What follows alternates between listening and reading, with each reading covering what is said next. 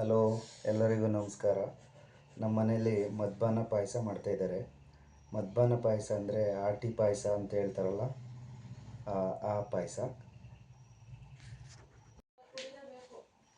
ನೋಡಿ, ಸೊಪ್ಪು ಈ ರೀತಿ ಬರುತ್ತೆ. ಇದೇ ಮದ್ಬಾನ ಸೊಪ್ಪು ಅಂತ ಹೇಳೋದು. ಇದೇ ಆಟಿ ಸೊಪ್ಪು. ಇದರಲ್ಲೇ ಆಟಿ ಪಾಯಸ ಮಾಡೋದು. ಮದ್ಬಾನ ಪಾಯಸ, ಆಟಿ ಪಾಯಸ ಎರಡು ಒಂದೇ. ಒಂದೊಂದು ಕಡೆ ಒಂದೊಂದು ರೀತಿ ಹೇಳ್ತಾರೆ. ನೋಡಿ, ಇದೇ ರೀತಿ ಬರುತ್ತೆ ಸೊಪ್ಪು. ನೀರಾಕಿ ಬೇಯಿಸ್ಬೇಕಿದ್ನ.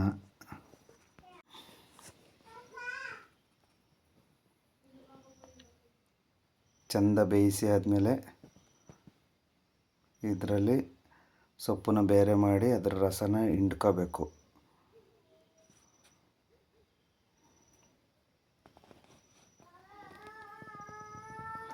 ರಸನ ಆಮೇಲೆ ಸೋಸ್ಕೋಬೇಕು. ನೋಡಿ, ಈ ರೀತಿ ಬರುತ್ತೆ ರಸ.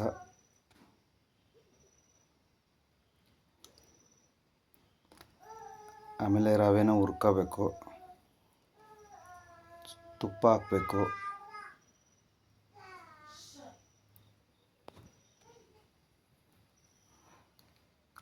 ದ್ರಾಕ್ಷಿ, ಗೋಡಂಬಿ,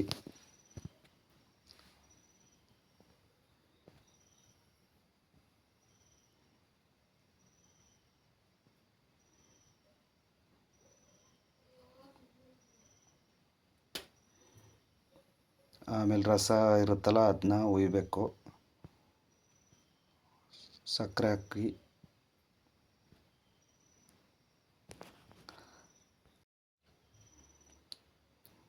ಹಾಲು ಹಾಕ್ಕೊಳ್ಳಿ. ಹುರಿದಿರೋ ರವೆನ ಅದಕ್ಕೆ ಹಾಕಬೇಕು. ಕಾಯಿ ತುರಿ ಮಾಡ್ಕೊಳ್ಳಿ.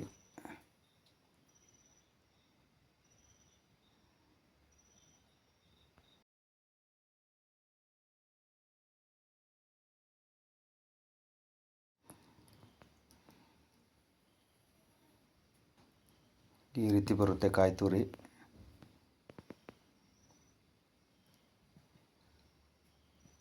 ಕಾಯಿ ತುರಿನ ಅದ್ರ ಮೇಲೆ ಉದುರಿಸಿ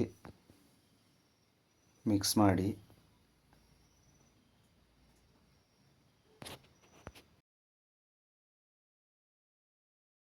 ಪಾಯಸ ಸ್ವಲ್ಪ ಗಟ್ಟಿಯಾದರೆ ಅದರ ರಸನ ಒಂದು ಸ್ವಲ್ಪ ಹಾಕ್ಕೊಳ್ಳಿ.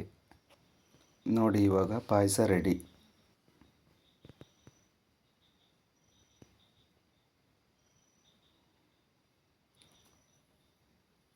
ಸೂಪರ್ ಆಗಿದೆ, ತುಂಬ ಟೇಸ್ಟ್.